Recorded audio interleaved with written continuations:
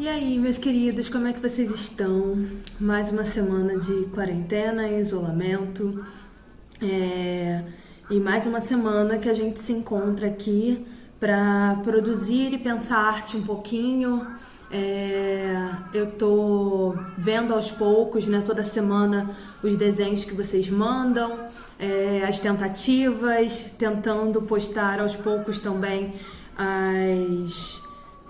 devolutivas dos desenhos, vendo o que a gente tem conseguido fazer, produzido, tenho gostado das seleções, tenho gostado que vocês têm tentado fazer, e a gente precisa manter esse ritmo de entrega, de falar um pouquinho, né, sobre as dúvidas que vocês estão tendo. Fica importante para a gente poder, avançar, corrigir, tentar entender o que está acontecendo. Então, vamos tentar manter esse contato mais próximo para a gente passar por isso e pensando, né, no que a gente tem feito, nos nossos processos, se percebendo. E aí, a aula dessa semana, eu pensei um pouquinho da gente entrar com um vídeo. E no textinho aí que vocês vão ler sobre a descrição da aula, eu falo um pouquinho sobre como a gente tem mantido acesa as telas dos nossos computadores, televisão, celular, enfim, filmes e séries, e tem ocupado bastante o nosso espaço de tempo em casa, né? Além das aulas, que também é por uma telinha.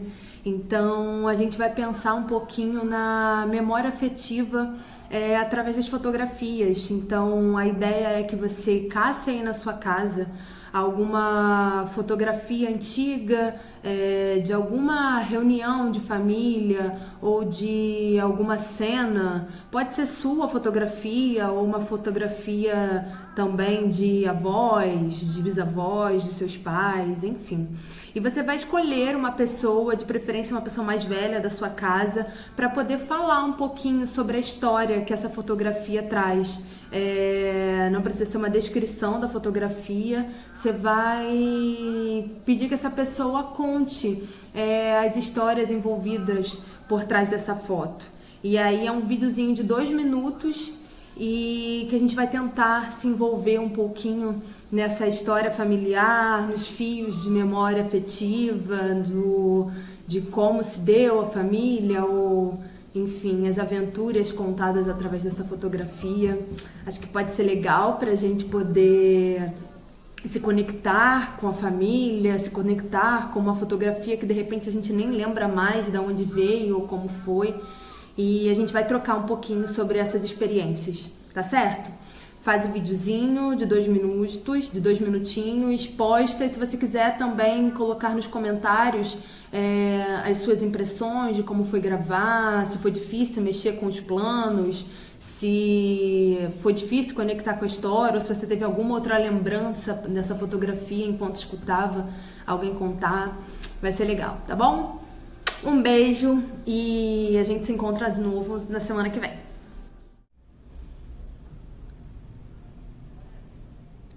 Essa é uma foto do casamento dos meus avós, Francisco e Josilene.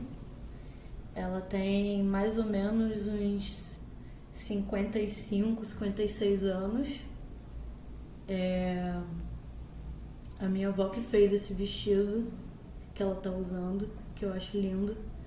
E eu não sei muito bem sobre essa foto exatamente, mas o relacionamento deles começou de uma forma com uma história que eu gosto muito, que a minha avó, ela morou um tempo em Minas, e lá ela tinha um namorado, e eu nem sei o nome desse namorado, mas eu sei que ele era apaixonadíssimo por ela, e um dia ele pediu ela em casamento.